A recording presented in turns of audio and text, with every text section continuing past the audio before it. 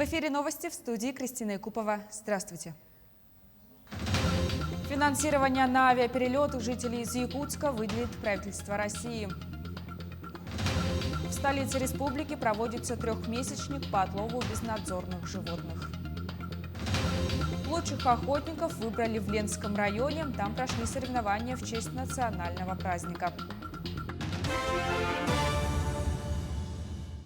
Правительство России выделит финансирование на авиаперелеты жителей из Якутска. Министерство транспорта республики ведет работу с Минтрансом России по вопросу выделения дополнительного финансирования на субсидируемые перелеты из Якутска в Москву и Санкт-Петербург.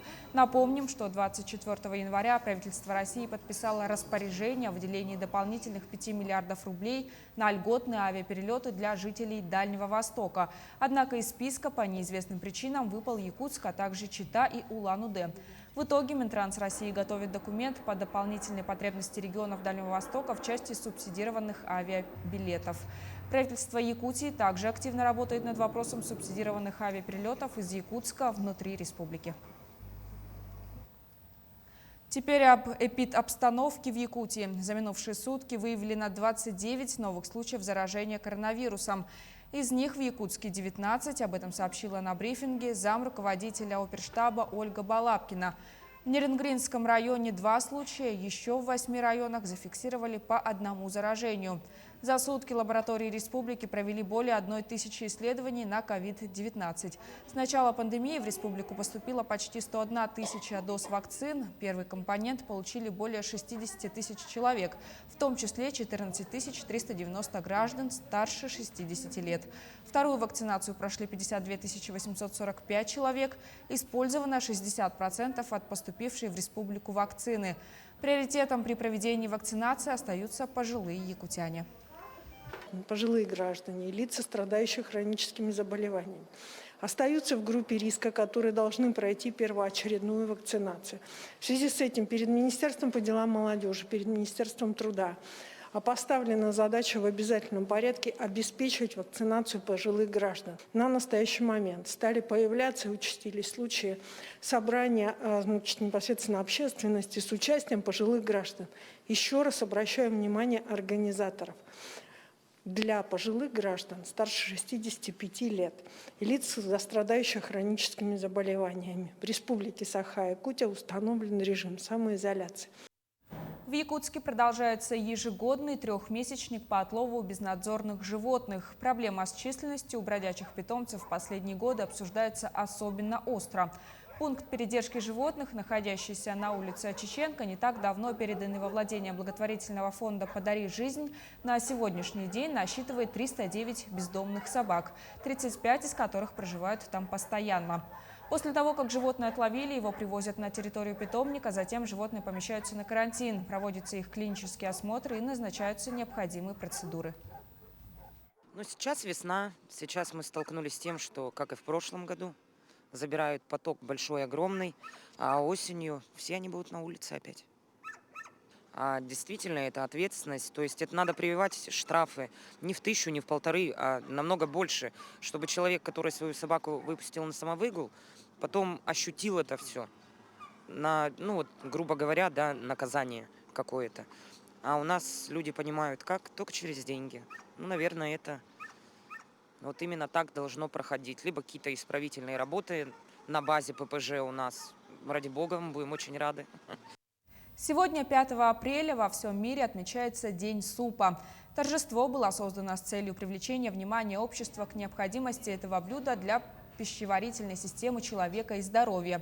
Раньше блюда на основе бульона на Руси именовались похлебками. И уже потом из Франции к нам пришло название суп, что означает бульон. В целом, на сегодняшний день в Якутии популярностью пользуются такие супы, как уха, похлебка по-якутски и, конечно же, борщ. Также в меню есть и овощные весенние супы-пюре. Если зимой человеку нужно больше питательных веществ, это идут такие насыщенные, такие мясные супы, рыбные, то летом это, конечно же, легкие супы, холодные. Это у нас окрошка, холодный борщ, холодные щи и другие не менее вкусные супы. Сейчас у нас на улице весна, и, конечно же, пользуются большой популярностью овощные супы. Это могут быть овощные супы-пюре из тыквы, кабачков, баклажанов и других овощей, которые, конечно же, насыщены различными поливитаминами и насыщают организм, подготавливают к переходу из долгой зимы к лету. В этнографическом центре «Якутская юрта» музея имени Емельяна Ярославского состоялась презентация каталога «Охотники, оленеводы, хатанги и Анабара». Выход в свет каталога был приурочен к празднованию 90-летия Анабарского национального улуса. В состав творческого коллектива, подготовившего каталог к изданию, вошли сотрудники Музея антропологии и этнографии имени Петра Великого, Анабарского краеведческого этнографического музея, Фонда содействия развитию Анабарского района. Они отобрали, классифицировали и описали большую часть этнографической коллекции Петра Слепцова, собранной в 1928-29 годах в местах проживания долган и северных якутов и хранящейся сейчас в фондах Кунсткамеры. Данная книга была выпущена в прошлом году в связи с 90-летием юбилеем Анабарского района совместно с Музеем этнологии и антропологии Кунсткамеры города Санкт-Петербург. Также совместно с издательским домом «Бичик». Всего в тираж у нас 500 экземпляров. Книга приурочена экспедиции 1928-29 годах Петра Ванифантьевича Слепцова в Хатанго-Анабарском междуречье. В ходе экспедиции этой исторической он собрал более 200 экспонатов. Лучших охотников выбрали в Ленском районе. Там уже в 8-й раз проходят соревнования в честь национального праздника Дня охотника Баянай по аналогу республиканского.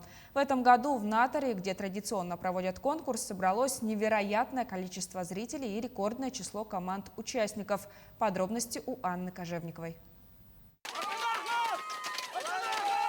Лед летит во все стороны. Под громкие подбадривания болельщиков участники усерднее работают орудием. Самые зрелищные этапы национальных соревнований Баянай – это разведение костра и прорубание лунок. За 9 лет соревнований первый раз пробили лунку. Радость, конечно, есть большая. Спасибо команде за то, что сработались. А так было тяжело, конечно. Справились все.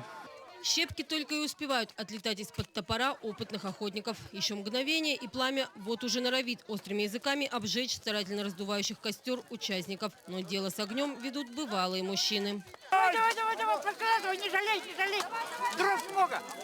В этом году среди новичков целых 4 команды от администрации Ленского района, Ленского отделения управления материально-техническим снабжением и поселков Турухта и Батамай. Все участвуют, а мы что, рыжие, что ли? Мы решили создать команду. Вот все, Муринский и из Батамая тоже вот так решили создать команду и участвовать.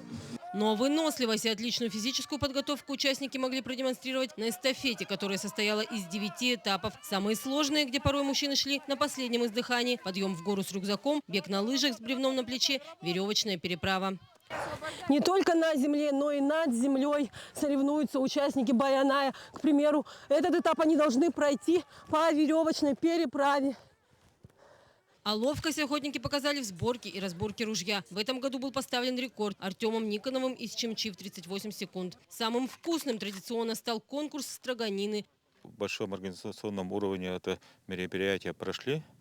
Благодаря муниципальному образованию Ленский район, который глава нас поддерживает в проведении этих мероприятий.